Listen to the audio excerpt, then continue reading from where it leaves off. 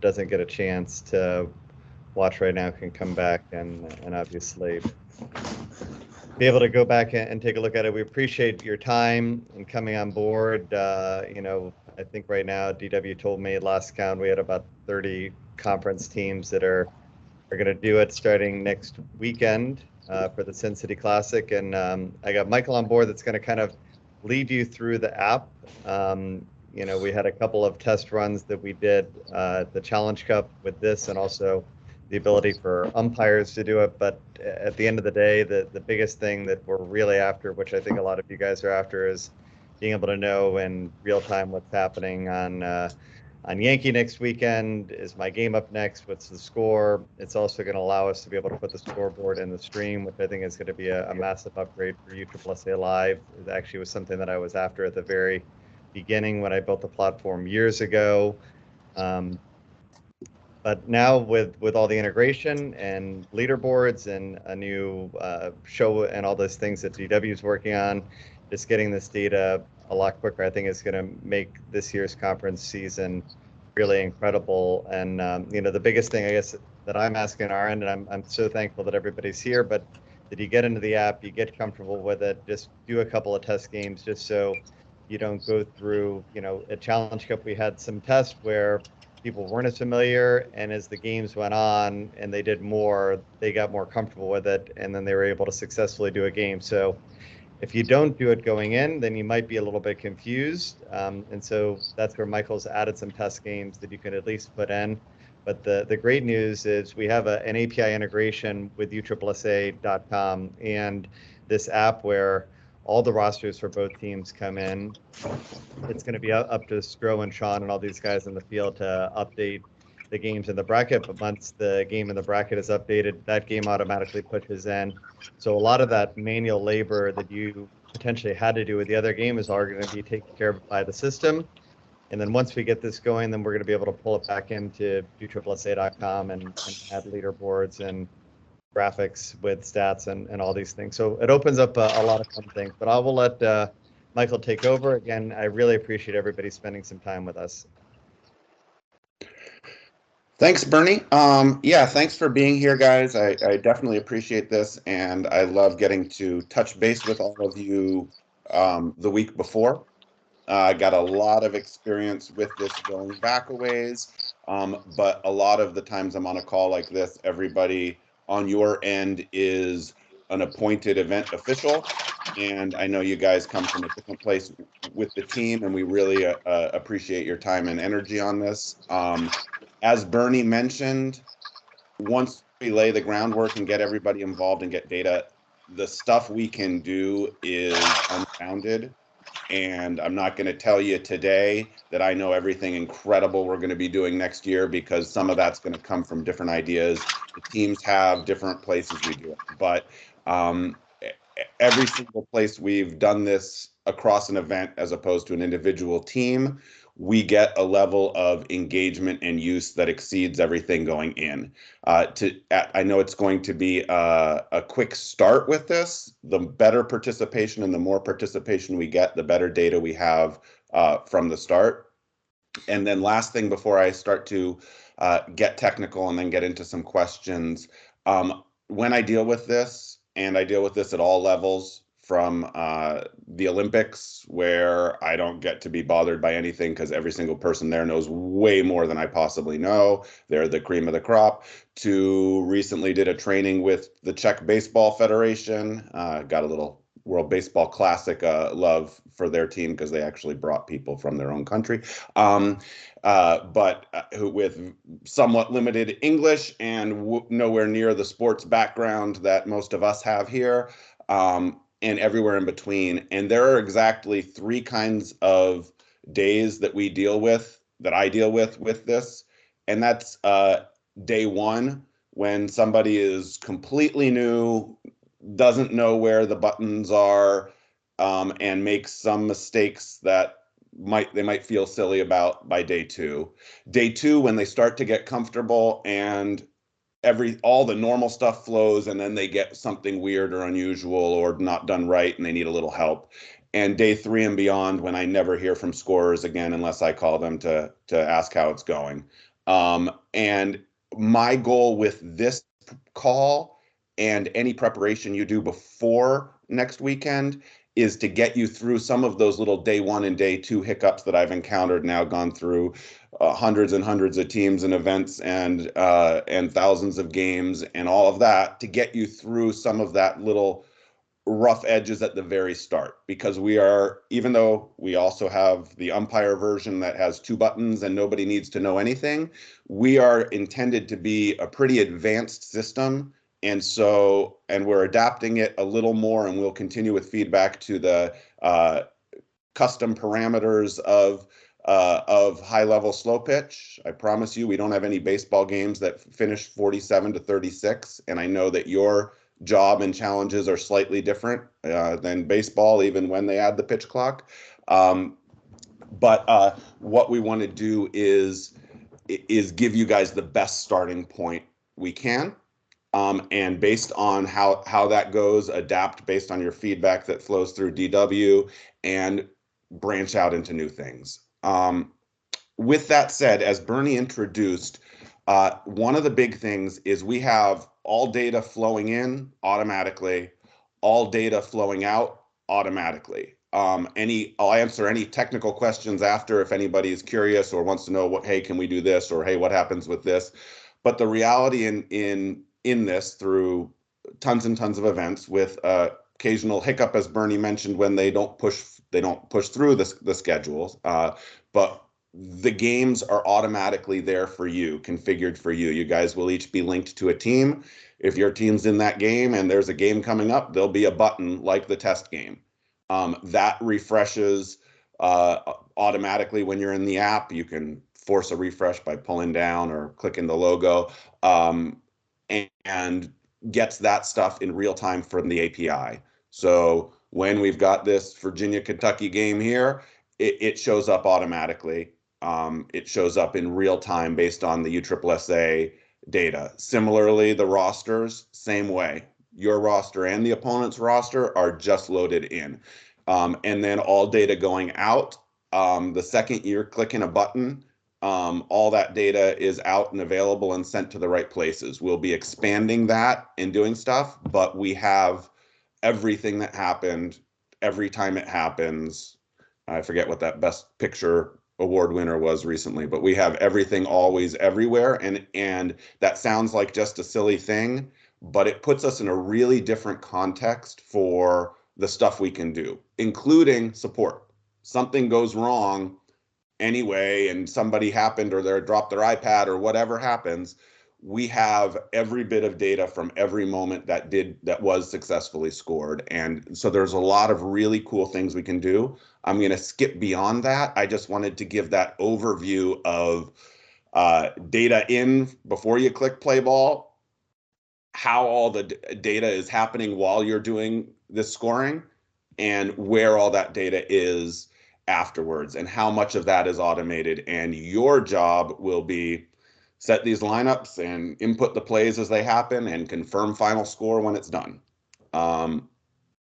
So I do want to pause occasionally because I tend to go quick. If anybody has any questions on that context, I know there are a couple people who went in before they were linked in, and so went to set up their own team. Those things you won't have to do. You don't have to put in rosters. You don't have to put in games. You don't have to.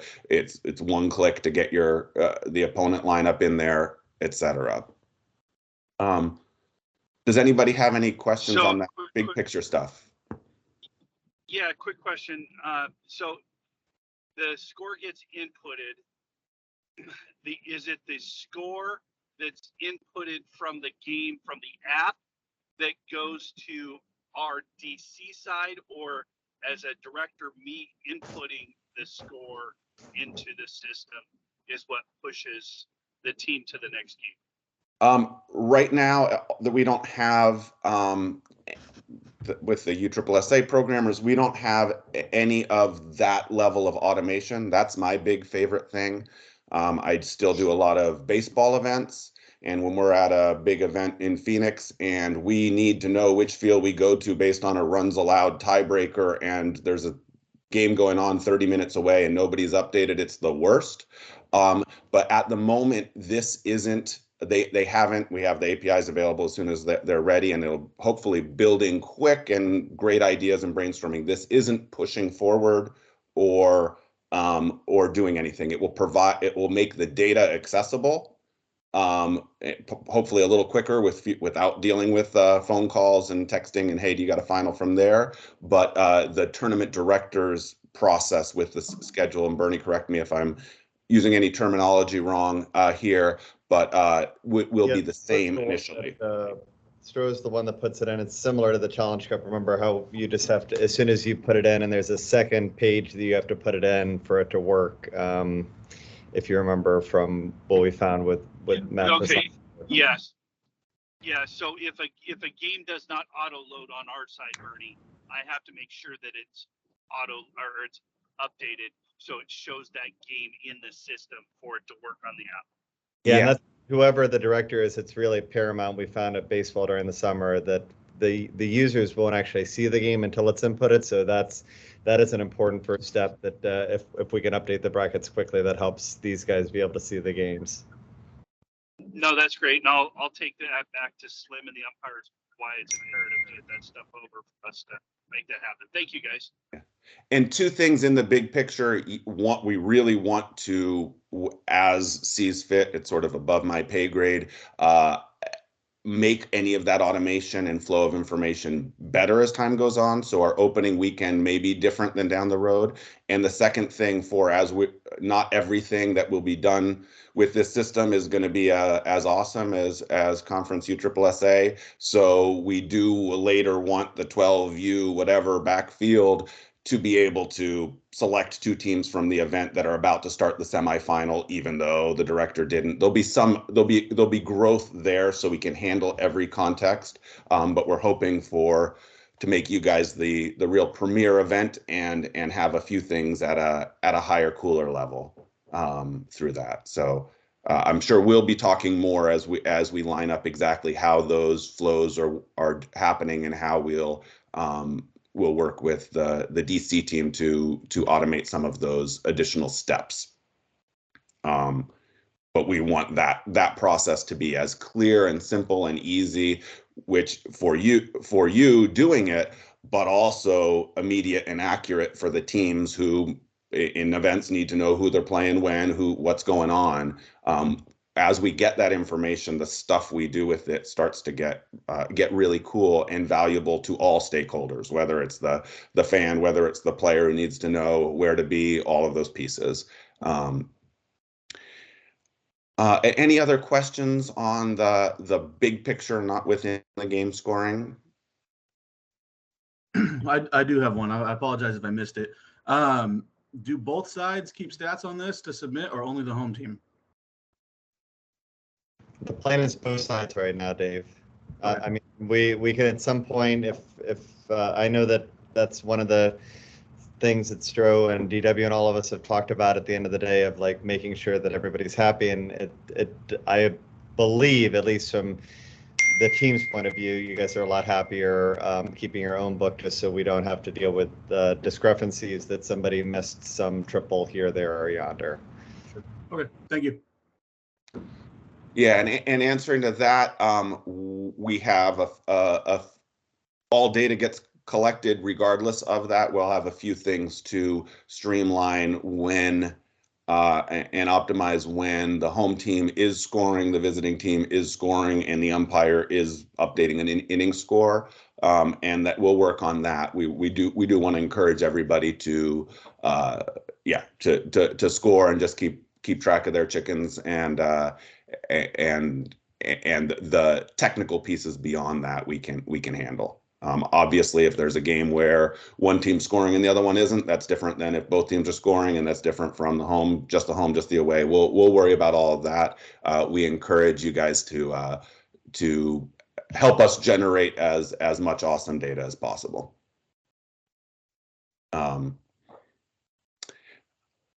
So now my next question, I know different people got, I was checking out the list and different people got authorized or added. DW was doing an amazing job of getting me everything. I was in a few places as we're getting all the initial authorization. But I noticed that a bunch of you have been successful in getting into the BallClubz app and being authorized. In the event you have any issues getting in, or you get in and you don't have the conference USSSA banner and test game, let us know. Pass that up the food chain as quickly as you can, because we want to get everybody's fingertips, not just ears and eyes, on this in the process. And I see we got a lot of you in there, and a good chunk of you are already successfully in here. Some of you may be in here without having the conference link where I'm not seeing it, and that's very easy to add quickly. So anybody who has trouble getting into the app at all, let us know. And anybody who gets in and doesn't have the conference banner and test game, also let us know. We'll probably go ahead and handle those after, so as not to push pause right now. If you get in and don't have the banner, you can actually search team, search conference, and click be a fan, and I have it so the banner will show up, and then you'll fall onto our list, and we can upgrade you to a team scorer without you needing to do anything else.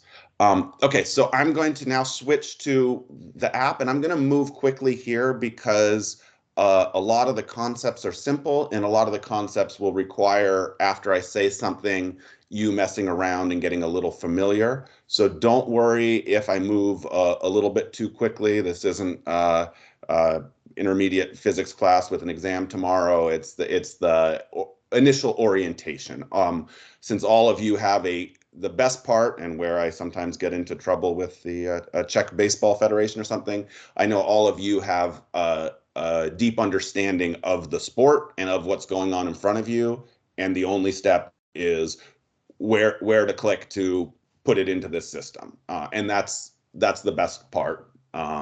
Not having to explain what a fielder's choice is and or whatever else. You guys have that covered really well, and so we can just move into here.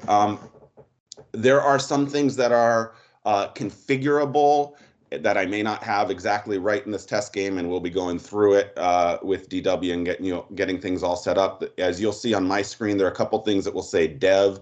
Those are places that are just for me that you won't see. Your app will update in real time. There are a couple little visual differences you might see here that we'll have on your version this weekend. And as we add things without you having to install anything else, if there's a tweak or an adjustment, it automatically goes to everybody's device next time they load without them doing anything. So while we think we got everything covered and have had a bunch of success at some of the majors and some of the other tests, we are going to be listening hard to input and making quick adjustments to make sure that everything is suited for this exact use case and not what somebody else wanted or how it was. But so starting here, we have the two pregame lineups. Until I click publish lineups, this data isn't getting pushed to the world. It's on your device.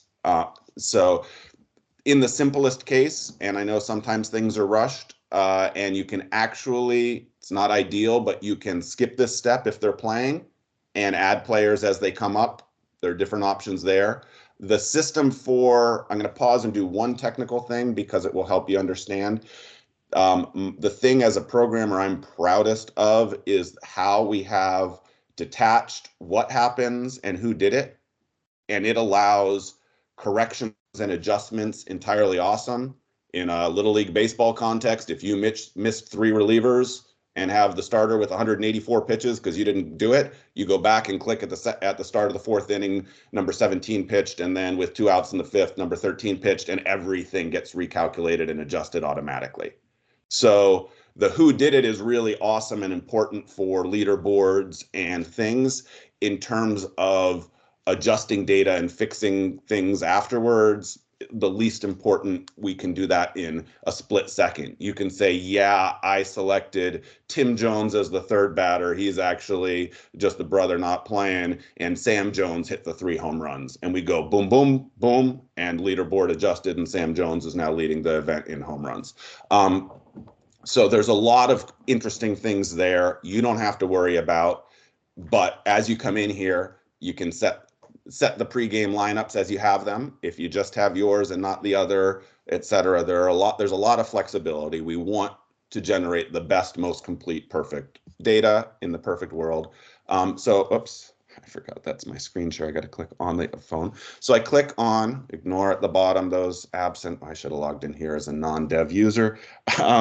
You'll come in here, ignore those red buttons at the bottom. That's something else we're working with where active rosters can happen and lineups can be submitted by a coach before in their app, and then you see it.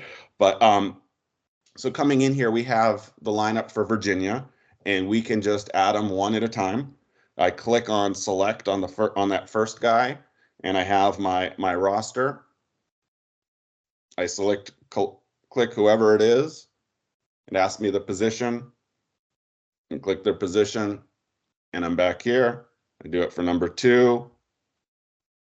This is all pretty darn simple. It's also correctable after you've clicked, and it's also correctable in the middle of a game, and it's also correctable after the game. But in terms of the best possible data experience as things are happening and live leaderboards and live box scores, it's great to have this set completely properly. Question just came up. If they're hitting 11, that's all configurable by event, but if there's a 10th batter, I click the plus 10 and it adds the 10th, and that turns to a plus 11. If they're hitting an 11th, I click the plus 11 and it turns to, and it adds the 11th and turns to a plus 12.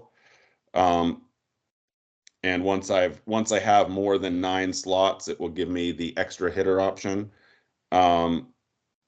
So this part should be really simple. This is a place where after people have spent 5 minutes playing around, we don't have any issues or support. And I bring up what has happened because we've dealt with leagues with a much lower technical expertise and sport-specific expertise than you guys. So we have higher bars and lower bars, and likely you guys aren't going to present other than a slow pitch specific question that I haven't dealt with. Our volume of slow pitch, since at the WBSC level, they don't do it global championships. That we have European championships that run through it. And I know that pitching matters a little bit less. I am a recovered baseball pitcher, so there will be we're taking away a lot of the pitching specific things that are not interesting and focusing on things. But so that's the basics of putting in a team. On the first one, I'm going to pretend I did everything right and didn't do mistakes. On the second one, I'll show you a couple things on mistakes. And then I click close, and it takes me back here.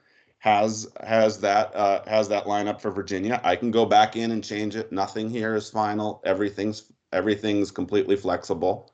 And nothing here is saved and published. If all of a sudden I realize, oh, I can't be at this event and the other team's scoring it, or somebody else was, we have 2 scorers, and oh, I didn't realize you were already in there. I click the red exit and I'm out. Nothing has happened that changes the status of the game or pushes data live. So now I'll go into Kentucky. Anybody have any questions on the basic mechanisms? I'm going to cover the, oops, I clicked the wrong guy correction, or that's not the position, or they changed something in a second. But the basics should be pretty simple. I encourage you to play with it, experiment, and pass along any feedback. In that process, week 2, you guys will all be so used to this and experts on this and have all the reps that are needed. And just like the QWERTY on a keyboard, whatever idea mistake I made, you'll be so used to that you won't even notice anymore. So one of the things I want to ask as a personal favor is, if there's something that's confusing on day 1, to pass it along, because on day 2, you'll know where it is and okay, I got it. But that day 1 problem, if we adjust and do smarter, the next day 1 person will be even better. So we've been using our network of scorekeepers to, every time we do a training, every time we have new people on, to try to process what they're going through, what gets them up to speed and being perfect. So we really welcome that, especially that early feedback. When we always take it into account and try to find ways, and you guys will benefit from lots of people having already done that for me over the last 5 years. And a lot of pieces being in here, but anything you have in that level, please pass along. So I want to show on the Kentucky side, I'll click on one and click on anything confusing here, nothing confusing. And click on another. And then I realized, oops, actually, I got those 2 backwards, either because they wrote something wrong or whatever else. I can just go back and click on one. Where the reorder starting lineup is in there. It's still a little experimental, but it won't usually be needed in this case. So I can click correct selected player and pick anybody else, including it will put the players already in the lineup at the bottom in gray, but I can still click them. I can still click them in order to rearrange. When David Ortiz wants to go to a backfield and get 9 at-bats and is going to be batting 1st, 5th, and 7th, it allows you to do things even that the rules may say you're not supposed to. So you can have the same person in there twice, or in there twice temporarily as you're doing it. The same thing with the permission. The third base and the shortstops are reversed. So I click on the third baseman, the first slot, and I have a correct mistaken position. The player did not play third base. This is different than a defensive change, which you can only see when you're in the game, because you can't have a defensive change before the game. Player did not play third base. I click that. It shows me him in third base in gold because that's his current position. It shows shortstop gray because somebody else is already there and everything else green, but I can still click shortstop. Now I got 2 shortstops and one of them shows up in gold because it's an issue. And then I make the second guy. I click on Alonzo Fields, correct mistaken position. He's at shortstop. Nobody's at third. I put him at third. These tools play around with. Let me know if you have any feedback. This is one of the places that usually is a 5-minute learning curve and is one of the easiest places as things go. Again, sorry for that stuff at the bottom that's irrelevant. And I'm just going to go ahead and plug in the whole way here.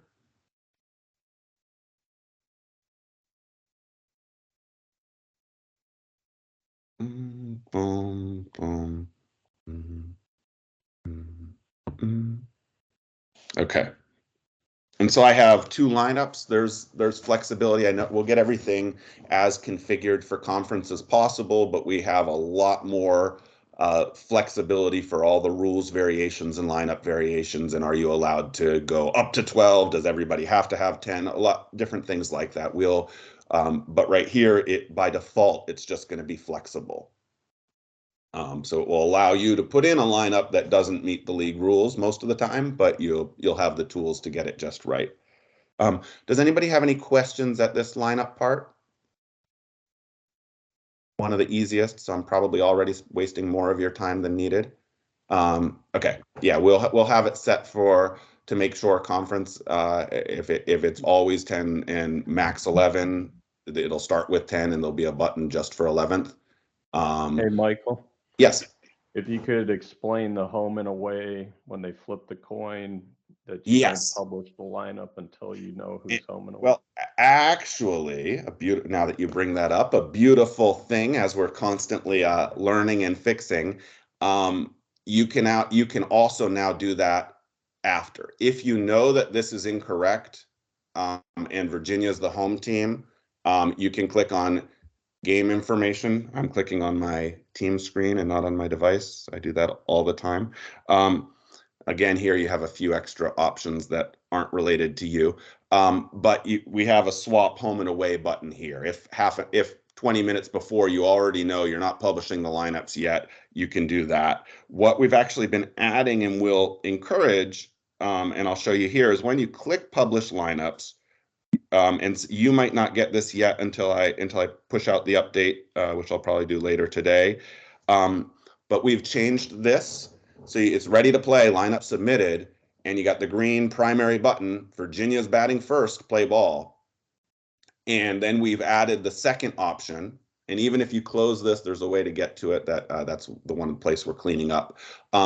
If instead Kentucky's batting first and you need to swap, you can swap that here.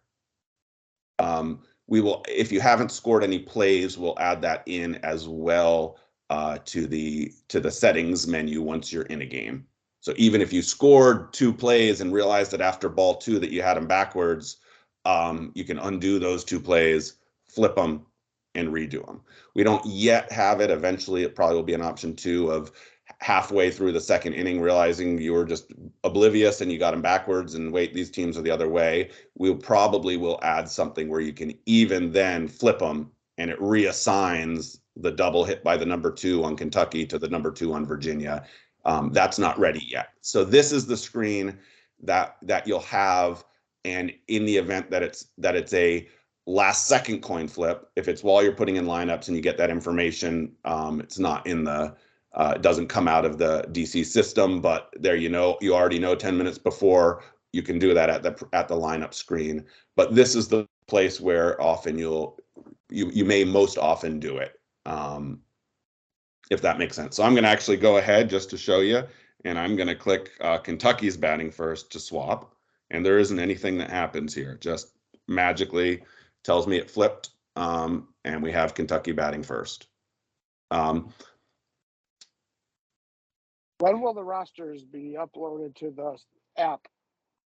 I'm not. We usually pull those in initially, just a little bit before. I'm not sure how quickly and accurately we do this. We've been doing it based on the Space Coast events, and then we'll have it set so it updates and pulls throughout games. Michael, we So might I be have able to to, record. it depends on when the bracket for is released for Sin City, but once it is released, Bystro, we can do a poll of games in, so you can test them and then basically reset it and do another poll. I think is something we did before, right, Michael? Yeah. And I'm not sure. Yeah, we'll touch base on that. I'm not sure if we'll want to do that in this context now that we have the test game there, because I don't want to have anything pushing live or pushing to the wrong place. But yes, yeah, the rosters will have an initial import as soon as a couple days before, as soon as we have things, and those will update too as well. We're going to adapt Okay. that. Oh, go ahead. All right, so I don't have to create a team or a No, roster. you won't. You won't create a website. team. You won't enter a player. You won't do everything. Everything on that is on the USSSA side, and it comes from their system automatically. Great.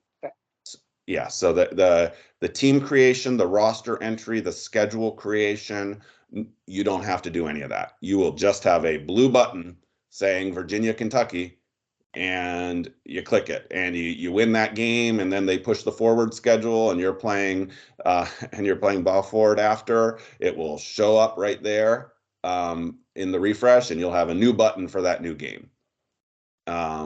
Great. So that flow is really one of the things we're happiest with and proudest with, because both on the way in and the way out is all of this leverages the work you guys already do and the USSSA system and database in place, and doesn't have us doing the same thing in 2 places. Great. Thank you. So here we're at the play ball, and some of the pieces here are just the easiest, most obvious, and I'll go through them quick. Then I'll try to handle a few of the unusual. But the basic plays here we've taken away, and this is something that will later with input be configurable. We've taken away the scoring the individual pitches and just have a where fast pitch would have ball called strike. We just have a walk, a strikeout looking, a strikeout swinging, a foul out button, right? So those are automatic and do whatever happens. So the first batter walks, and I click. Everybody want to guess that I clicked my screen instead of my phone. So the first batter walks, puts him on first, says ball four, moves to the second. Everything's happening here automatically. Strikeout looking, followed by a strikeout swinging. Things are moving forward. One thing, especially for day one, that I want to make sure you know is if you click the more button, there's an undo last play button. This technically is infinite. In the sixth inning, you can go back to the first. My recommendation from a lot of experience is don't go back more than 3 or 4 plays unless there's something major, because you'll lose more on the pace of the game as you try to catch back up. We have other ways as well to go back and change a double in the second inning to a single plus an error. That's all easy. As long as you're situationally correct, meaning there's a runner on first and 2 outs, we can adjust in other ways. But the undo button, as you're experimenting, is powerful. I'm going to do it here twice. Pretend I had the swinging strikeout and the called strikeout reversed, and I can undo last play, and then I can do it again. More, undo last play, and I'll make it a swinging and then a looking. I know you guys don't have very many strikeouts at your level, so those buttons are the blue buttons. We hope you're not using very much, and that we're mashing those cool green buttons, which makes the sport so fun. Green buttons are the batter reaching without an out. There's the fielder's choice option on the red, but we had a numbers game.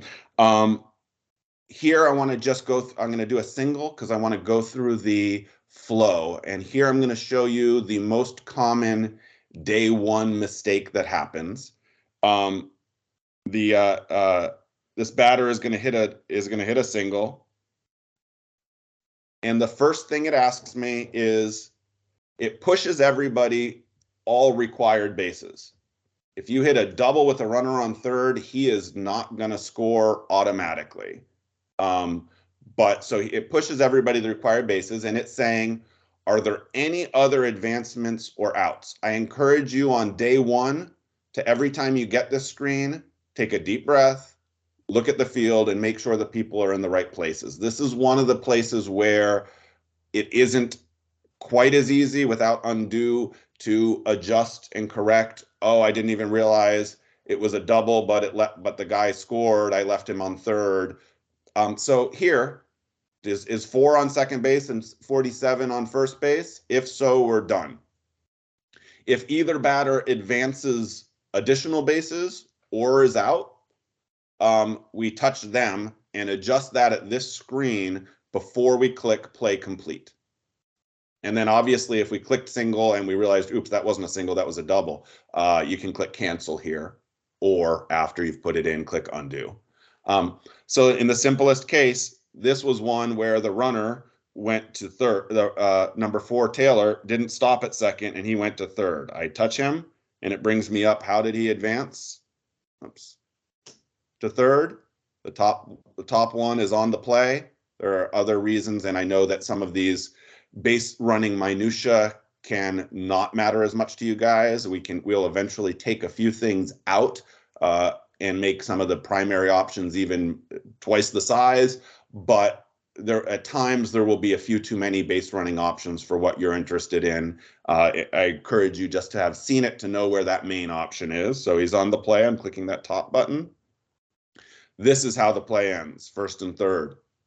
That's my final play. And that means I do play complete. This is one that has a natural learning curve. As I mentioned, it's a day one thing. On day 2, it becomes completely automatic. So on that day one, before you click play complete, I encourage you to pause, look up, so you don't have to do it. Oops, undo, let me redo, just taking a breath at that screen and looking at the field can get you into that rhythm of having the play entered completely the first time. Again, the reason for somebody getting to second is very easy to change at any point. 2 innings later, oops, I put that in wrong. Somebody says, hey, you put a double, but that was an error, whatever it might be. The reason can be changed very easily after, but it's definitely more difficult to change something if if this play didn't finish first and third, it finished second and third. When they threw to third, the guy moved up to second. Oops. It can be a little harder if you miss that. Definitely manageable, but I'm trying to keep things as easy and quick for you guys on day one and not requiring assistance or waiting or corrections. This step brings you to, this is completely descriptive, does not impact statistics here. In certain cases, ground rule doubles and other infield flies and other things, there will be additional options based on context. But here, and a lot of times, especially on ground outs, it will guess where the ball's going somewhat accurately, but not really. If you slide her over to what you want the hit to be, that's a descriptive thing, can be changed later. The words will show up, triples to deep left center, and people, some attentive fan will say, why do they say left center, right center? Later, if we're doing spray charts and cool graphics and launch angles and exit velocities, it's nice to have this. This is not a day one priority, and if you just leave it and click continue, we have perfect stats, the world doesn't end. So at that point, if after any adjustments we feel like here, if we cancel, we'll exit all the way out of the play and restart from the beginning. So the play still hasn't happened. And we click continue and the play is done. We're on to the next play. I took way longer showing that than you guys will take doing it. You'll go, but here I'm going to have the next one, for example, a double. And on the play, number 47 is going to get thrown out at the plate. Okay, so I will go ahead and click double, and it pushes only as far as they have to go. So 47's at third base. I'm going to click on him, and he is out at home. Left field to third base to catcher. Out 7-5-2. Down the line. Okay. Here, because it's a double, it adds the ground rule double, normal double option, as some of those things will show up based on the context. It's pretty smart on those, but there'll be options to choose. So then I click continue, and our inning is over because that was the third out at the plate. Any questions on some of the basic things I've covered as I move on?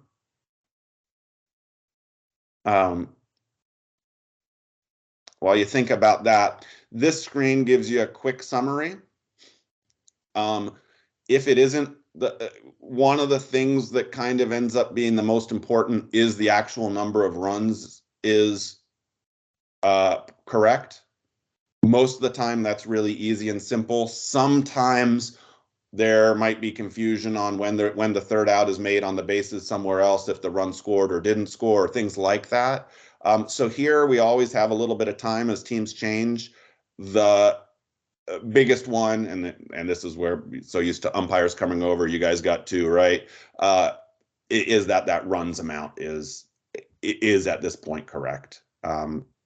That's something that's always a little trickier, especially on day one when you don't know all the advanced tools that we give you to adjust later. So a quick pause here. If a game ends, time limit, run rule, anything else, you can do it away from the screen as well, but the typical way would be to find that out at this screen and click game over here, and it will ask you the reason. I'll cover that a little bit later. And then you just sit here while you waiting for the teams to switch, Whenever you're ready, you click continue, and we're on to the next half inning. Oops, and of course, I clicked continue on my computer, not on my phone. Any questions on the most basic before I get into some of these outs and a few more things? It should all flow pretty simply. Again, the one thing with our flow chart that might be different from other apps or other things is making sure when you get to that play complete screen, it's where the runners are after a ball in play. Next ones are fun. Triple. That's it. Play complete. Short was in left center. Continue. Home run. You guys get lots of those.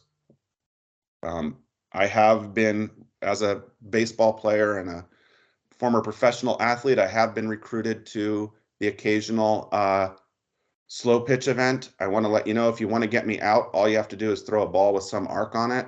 And I have never hit a slow pitch home run in my limited opportunities. And I think I'm going to officially give up and never try to, and just watch with great awe some of the best players in the world hit them like they're nothing.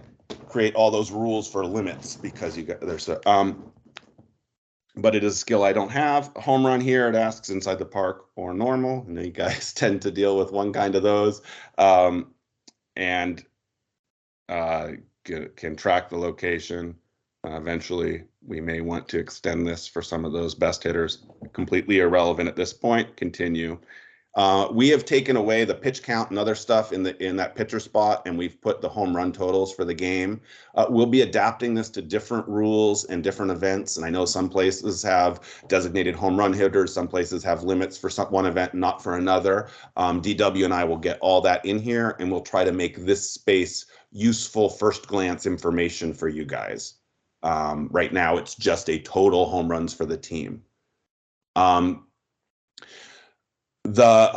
home run out will be adding a separate option for, but we have, and we'll be taking away the ones that can't happen in slow pitch. But if you click more, we have all these items, and I'll go through them all after, but there's an out by rule. And at the moment, we don't have however we describe the home run, it can be any of these. Batter, illegal action is kind of the one that is most descriptive at the moment, but we'll take the ones out that don't happen in slow pitch, and we will add that specifically. So batter out by rule and why. And click the player who gets credited with the assist. With the put out. I believe that would be the catcher on that case for that rule.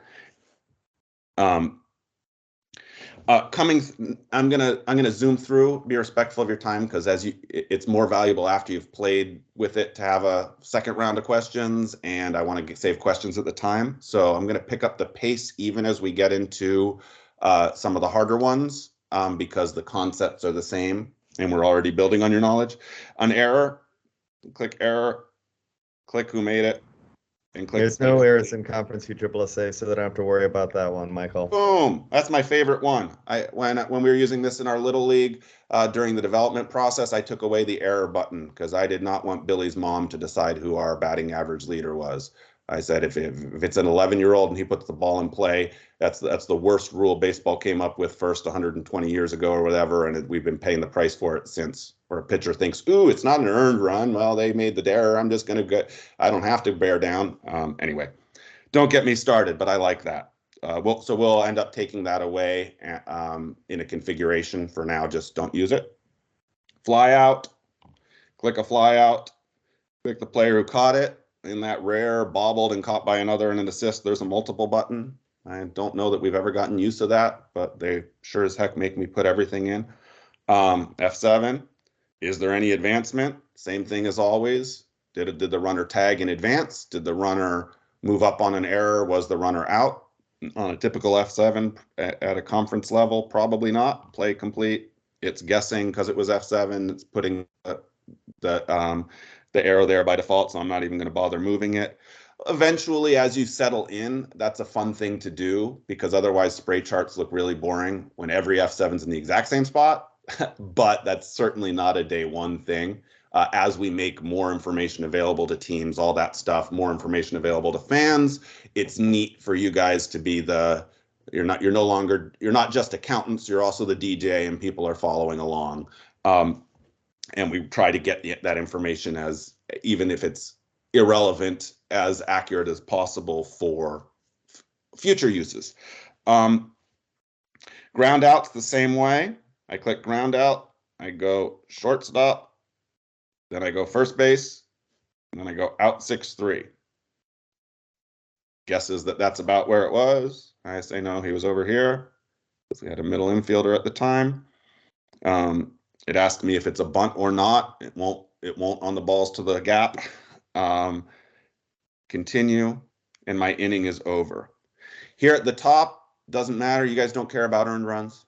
If there's an error, a pass ball, it will ask and give you the ability to toggle. We'll probably go ahead and take that away, seeing as you guys have neither errors nor pitching statistics.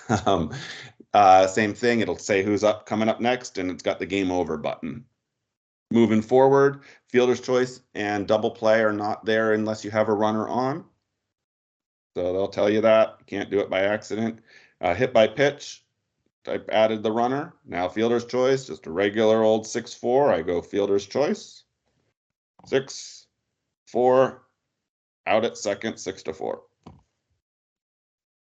The fielder's choice, as I'm sure you guys having put it into a lot of places in a lot of different ways, to get into the nitty-gritty gives you a million options. We try to guess the most likely in the situation. So I'm going to do another fielder's choice here. We try to guess the most likely, and then we have a more button, because when you have bases loaded and no outs, there are so many variations that can happen. We're not going to deal with most of them. If it isn't just out at second, 6-4, you click the more, and we'll have entirely too many options. I'll work with DW at taking out ones that are completely irrelevant to conference or impossible by slow pitch rules. But the third baseman can come home with it, and they credit sacrifice hit, all kinds of tons of different stuff that's irrelevant. But that in the most common cases, it'll just be right there, out at second, 6-4. Oops, I didn't do that. I'm going to take away 4, then take away 6, and go for 6. I got it backwards. Out at second, 4-6.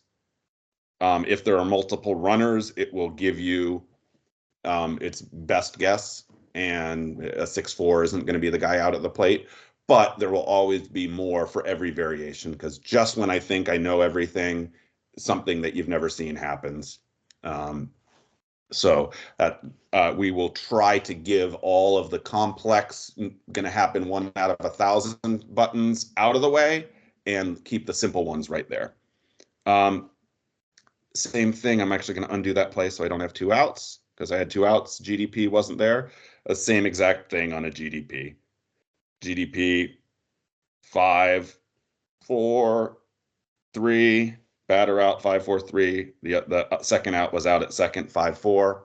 Obviously, you can have a variety of things. The third baseman can step on third and throw to first based on different situations. Out 5, 4. Guess that's where the ball was hit, and it's right. Continue, and I move forward. That covers all of the basic buttons. I'm gonna real quick show you the more menu, and then show you some of the basic substitutions, and then stop for questions. Okay. Any questions on the basics here before I move forward? I know one of the things, and I'm always amazed at watching my first men's major back, I think in 2017, was astounded how quickly things move and how quickly 13 runs go on the board. So I know that getting all of this stuff and getting real comfortable so that you can follow up home run with double and 2-run score, back to a home run, back to it could happen at a different pace than boring old 4-hour baseball. So we want to make sure that both you're comfortable with what we have, but any suggestions on, what would be easier in the middle of one of these 17 run innings is ... We're always going to be listening. But we hope you get to that comfort level where you can put in all the normal plays without even thinking about it. And when the once every 30 game play happens, we've given you enough background to identify, pause, think about it, and see where it is. Yeah, that's what it is. And in the event you put a play in wrong, but the situation after is correct, that's awesome. If you don't know where the out by rule, the runner was hit by a ball, the batted ball, whatever else, if you don't know where that is and you just put fielder's choice 4 and you have the correct situation, you can write that down. Say, hey, in the 3rd inning, I had this weird play. I just put it in as this. If you give us the correct situation, we can go back and figure out the really bizarre or tell you how to do it. So as you get to the unusual plays that aren't just dingers and double plays, be aware of that. We'll give you the tools to do everything incredibly accurately. If on day 1, the only thing that's accurate about a weird play is the situation, we're good and can help fix that, both statistically and descriptively. As long as you give us the right situation to start with. Even if you give us the wrong situation, we can. It just will take a few more minutes. Going through this more menu real quick, and we'll take out the ones that aren't there. The catcher's interference, dropped foul, error, intentional ball, penalty strike won't be there. Intentional walk. Skip batter, for whatever reason, you got the first, because of a prior mistake, you got the first batter, the 3rd batter in the lineup up, but they're already on to the 4th, whether it's batting out of order that somebody doesn't catch or something else, you can use skip batter. Undo last play we covered. Settings will go, you don't really need to go in there. That will, if you somehow got started in the game and have the teams flipped, that's where it will be. A game message is informational only, but can be very helpful as you start getting fans. That you can do them as much or as little as you want. But if there's a weather delay, that's a helpful one to put in a weather delay, so people don't wonder what's wrong with their conferenceuSSSA.com when they haven't seen an update in the 2nd inning for a while. Inning over by rule doesn't count for you if in some levels. The question on 2 devices, no. At the moment, at the starting point, we will be dealing with dueling banjos, and whoever clicked last takes over. We're going to be putting in some things pretty quickly to allow, when both teams are scoring, to split or one be official. So not stuff that I want you guys to necessarily be worrying about. We have a few technical things that we'll streamline. All data from both is always kept.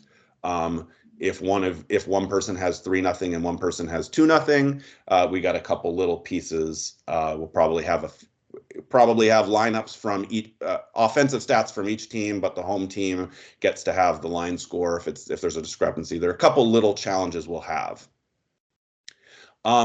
Yes, so that's a next step that we're going to talk about, but we would, if it's not for conference stuff, if it's through USSSA, we can have that flow in, and I'm going to be doing some quick experiments on, now that you're authorized for a specific team with the official data, being able to create a game for a Tuesday warm-up scrimmage you're doing and be able to still score that within the app without having to redo a roster, recreate a team. Good questions. We don't have necessarily all the answers right now, but the short answer, and I like doing this, I'm a little bit of a coding ninja. I know this call is being recorded, so I have to be careful not to overpromise, but I love to take on entertaining cool things. It's way more exciting than going back and fixing when the Czech Baseball Federation, who I'm picking on this call, didn't know what a fielder's choice was. End game here is the same as that gold button. If you click it, it's going to ask you why. It will automatically end game after the regular scheduled stuff, whether home team winning after the top of the last inning, visiting team winning after the bottom of the last inning. Same thing in extra innings that it automatically adds. But if there's another reason you click it and you the reason, and it will take you into our game over screen, which I'll do in a second. I'm going to cancel out of there. Exit scoring app, the red button, you'll use this during testing. I hope you basically never use it again because it means you're walking away without the game being completed. There, in the event that this game was suspended and will resume on tomorrow, that you would probably put in a game message that says that and then exit, allowing us not end the game if it's not over. We're only going to end the game when it's a final score that updates the standings. If for whatever reason the game is to be canceled, is to be resumed later, whatever else, that would be the case that you would exit scoring without ending the game. And want to real quick, got to be definitely aware of time, and I'm going to let everybody go here in just a second, but substitutions, if you have a pinch hitter, you can touch the batter, select pinch hitter, and select who it is.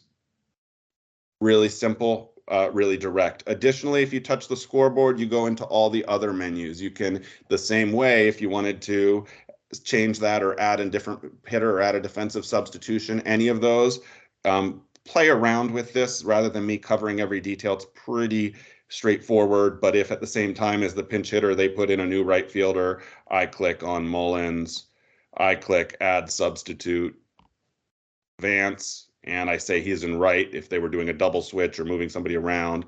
Same thing for new position. The second baseman and third baseman switch. I click on the second baseman, add new position. Third base, I click on the third baseman, add new position, second base.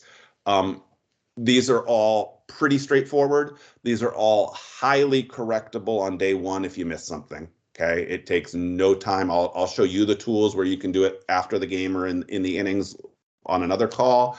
I'm not going to cover that here, but play around and be comfortable with the general flow of that. Ignore the scorecard for the most part right now. It can, we're redoing this, but it will at least tell you, give you a quick look at who's where for the outs and runs. Box score, this is the official data. This is what's going to be in the leaderboard and everything else. So when you're glancing through, we'll configure some of this a little bit different, but when you're glancing through, if something's wrong here, it's going to be wrong in the leaderboard. So it's a good indication to take a quick look at if the RBIs or something wasn't credited correctly. And in the playlist, this is also a place to familiarize and mess around with. It's a good place to just sort of review what happened. You can select a specific inning. I'm not going to cover them now because of time, but real quick, if you click on a play, some of the things it's going to give you, ignore the pitch speed and my test stuff, rescore this play. We need to change, same situation, but we need to change a double to a single plus E7. Great. Click what was this one? Reached on fielder's choice 6-4. Pretend I put in 6-4 and it was 5-4. I click rescore this play. I'm doing this too fast. Don't worry if you miss it. It tells you it's got to be the same. And it takes me back to that moment. And I go fielder's choice 5-4. It wasn't 6-4. Go that. Is that where it finished? Yep. Play complete. And now I got to move it over here. Continue. And it tells me the rescore was complete. So there, without going into the detail, at any point in the game or after, you can go to a play and rescore it. Which is really helpful. If it changes the situation, we have some limits initially, some things that DW and I can do and that we'll later expand, but the advanced things we need to make a little different, but that's easy. And also within there, you don't have to use it right now, there's admin substitution. Ooh, I didn't realize that, right? It wasn't Bradler that singled right before that play. There was a pinch hitter for Bradler and it was Riley. And now when I go to the box score, there we got it. Riley's the pinch hitter and he's already got the hit. You don't have to go back and undo. Last thing I'm going to cover is on the game over. Let's pretend there was a time limit and this finishes 2-1. It will come up automatically when a game finishes normally. You have that gold button between innings. Otherwise, you can come more end game. And I'm on this one going to do time limit. I have spoken too long on your Teams call. This is a screen you get. Ignore the top part where we're trying. It's just giving me a little logic to where we're guessing who has the win and save. You select the win and save, win-loss save. Really doesn't matter for you guys. We can take it out completely if it's not being tracked. Start time and game time are automatic if you if you really wanted to do that. At this point, the only thing the two things that matter are that this was a 2-1 game, that Virginia won, and it's over. If those pieces of information are correct, this game was 2-1 and it's over, we click confirm final score. If it's not over, they're protesting, no, it's not supposed to be time limit, we didn't start at this time, blah, blah, blah, or there's some doubt on the runs, this is a good place to hold on for a second. You can undo the final play and jump right back. That would just cancel since we manually stopped it, and jump right back into the game for any reason. But this point, if it is 2-1 and it's over, we click confirm final score. We then have a series of statistic tools, but that's when this is an all the way final. That's when we would pass data to DC to do whatever they want with. That's when we'll improve all the automation. That's when some people who might have not been following get a little alert, final from game 3, Virginia 2, Kentucky 1. All those kind of cool things. Don't click confirm final score if it is not 2-1 or it's not definitely done over. We can help you with all those things, but there won't be a simple way after you've clicked confirm final score to go back and change it. And oh no, they didn't count that last run and Kentucky won, right? We'll be updating, providing that information. At the moment, we're not updating standings at an Olympic event or whatever else. The second they click confirm final score, the pool standings are updated, the runs allowed, tiebreakers are updated, all that stuff.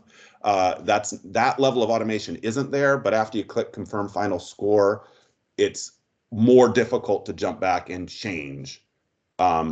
Once you click confirm final score, it's going to give you this save status and the screen check mark. If you had some weird connection issue that you could now walk with it'll give you a red X and try again. You can now walk over to the office and gosh, the Wi-Fi wasn't working and try again. That green check mark lets you know everything's there. At this point, you're probably going to exit scoring and get on with your life.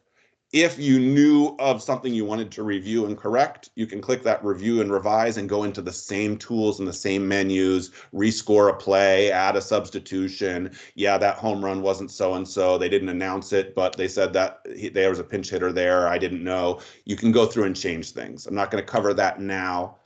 Really powerful tools that they use because the World Baseball Softball Confederation will not close something out until they've verified, cross-referenced with their paper scorecard that every assist on defense is exactly right.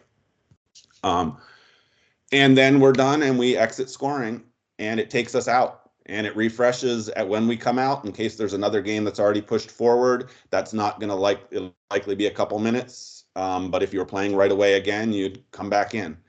I'm going to stop here. I really appreciate your patience. I know we've gone a little long. I am completely available. I'm out in San Diego really early in my morning and I got lots of time, but I know people around have places to be.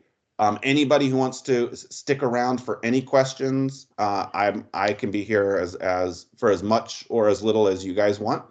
And to anybody who does have to run, thank you so much. Please let us know if you have any issue getting into the games, if you have any questions. Hey, Michael. And please get at least those 20, 30 plays of trying each button, trying to add a pinch hitter, trying to add a defensive substitute, just so you're familiar with where things are before game day.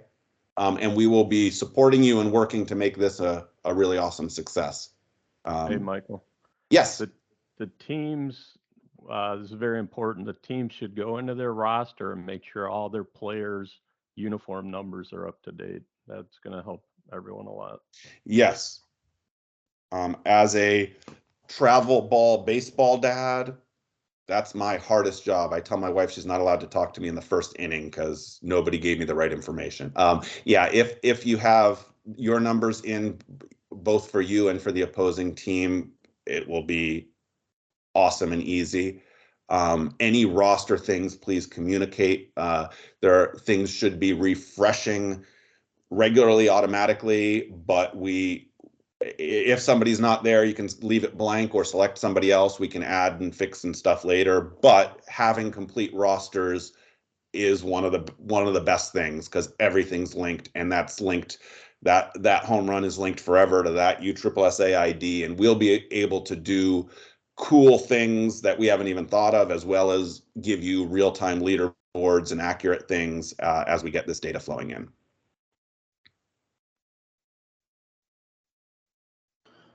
To confirm, you said earlier, are our rosters going to be uploaded, or do we need to do that manually? In terms of the BallClubz app, everything is automatic. All of that roster information has to get into the Bernie and DW can let me know a little better, but into the USSSA system. I don't know if that goes through DC or if that's through where that information knows. I know for every USSSA event that my son's done, there's been coaches submitting things and things like that. I know you guys are a little more heavyweight than that, but everything that's in the USSSA data system automatically shows up in the app. So you won't need to do anything related to rosters in BallClubz. All of that should be in before the event, and if any adjustments happen, those as well. Thank you. And then we should not see our teams in the app yet, correct? Correct. I'm actually going to, DW has given me a list of all of that. And now that we have those teams in there, today I'm going to try to show a little thing showing which team you're authorized for. And I'm also going to throw in, once I do the first import of rosters, which will refresh before play ball, I'm going to try to throw in a practice game that automatically has your team just because it's more fun. So we want to make sure everybody's seeing the generic Kentucky-Virginia test game already and starting to play with that. But possibly even today, it'll say which team you're authorized for, and if I can pull a little magic, show an actual test game with your current in the system rosters. Perfect. Thank you, sir.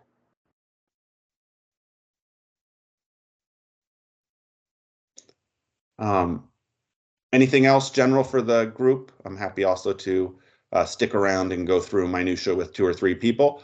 Thank you everybody for taking the time.